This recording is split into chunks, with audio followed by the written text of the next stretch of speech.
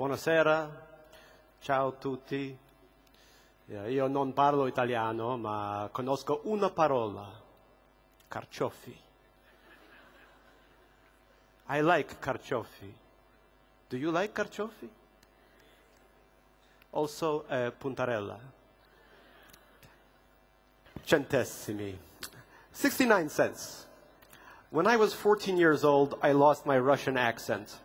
I could, in theory, walk up to a girl and the words, "Oh, hi there," would not sound like Ocht Kaiser, possibly the name of a Turkish politician. There were three things I wanted to do in my new incarnation: go to Florida, where I understood that our nation's best and brightest had built themselves a sandy, vice-filled paradise; have a girl, preferably native-born, tell me that she liked me in some way; and eat all my meals at McDonald's. I did not have the pleasure of eating at McDonald's often. My parents believed that going to restaurants and buying clothes not sold by weight on Orchard Street were things done only by the very wealthy or the very profligate, maybe those extravagant welfare queens we kept hearing about on television. Even my parents, however, as uncritically in love with America as only immigrants can be, could not resist the iconic pull of Florida, the call of the beach and the mouse. And so in the midst of my Hebrew school winter vacation, two Russian families crammed into a large used sedan and took I-95 highway down to the Sunshine State. The other family, 3 members in all, mirrored our own, except their single offspring was a girl, and they were, on the whole, more ample. By contrast, my entire family weighed 300 pounds. There's a picture of us beneath the monorail at Epcot Center, each of us trying out a different smile to express the deja vu feeling of standing squarely in our new country's greatest attraction. My own megawatt grin, that of a turn-of-the-century Jewish peddler scampering after a potential sidewalk sale. The Disney tickets were a freebie for which we had to sit through a sales pitch for an Orlando timeshare condominium.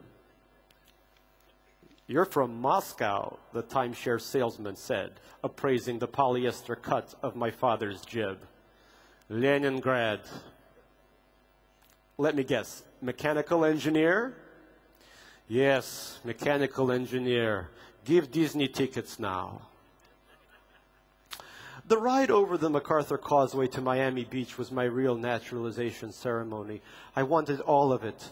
The palm trees, the yachts bobbing beside the hard currency mansions, the concrete and glass condominium preening at their own reflections in the azure pool water below, the implicit availability of relations with amoral women.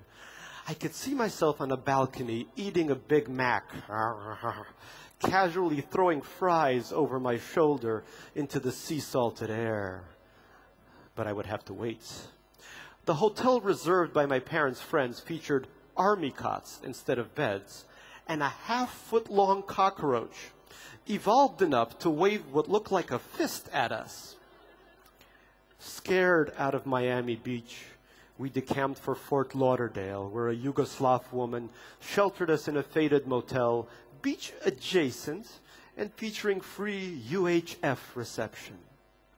We always seemed to be at the margins of places, the driveway of the Fontainebleau Hilton, or the glassed-in elevator leading to a rooftop restaurant where we would momentarily peek over the "please wait to be seated" sign at the endless ocean below. To my parents and their friends, the Yugoslav motel was an unquestioned paradise, a lucky coda to a set of difficult lives. My father lay magnificently beneath the sun in his red and black striped imitation Speedo, while I stalked down the beach past baking Midwestern girls. "Oh, hi there."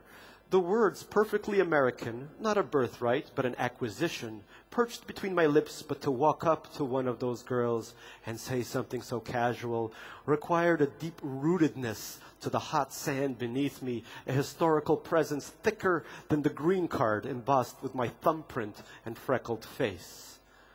Back at the motel, the Star Trek reruns looped endlessly on Channel 73 or 31 or some other prime number. the washed-out Technicolor planets more familiar to me than my own. On the drive back to New York, I plugged myself firmly into my Walkman, hoping to forget our vacation.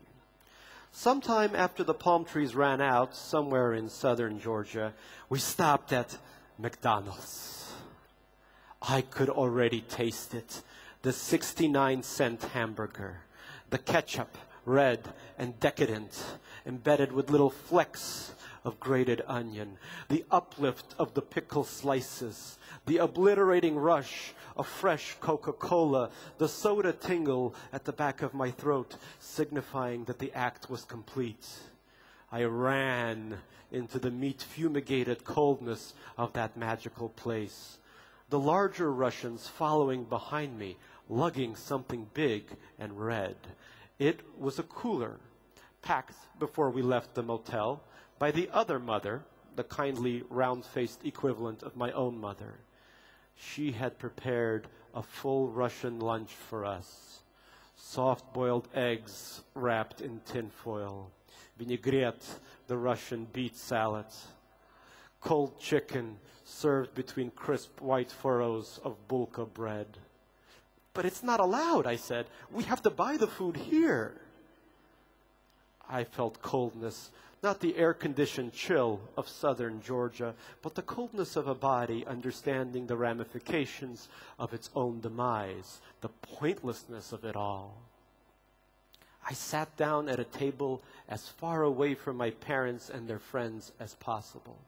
I watched the spectacle of the newly tanned resident aliens eating their ethnic meal, jowls working, the soft-boiled eggs that quivered lightly as they were brought to the mouth.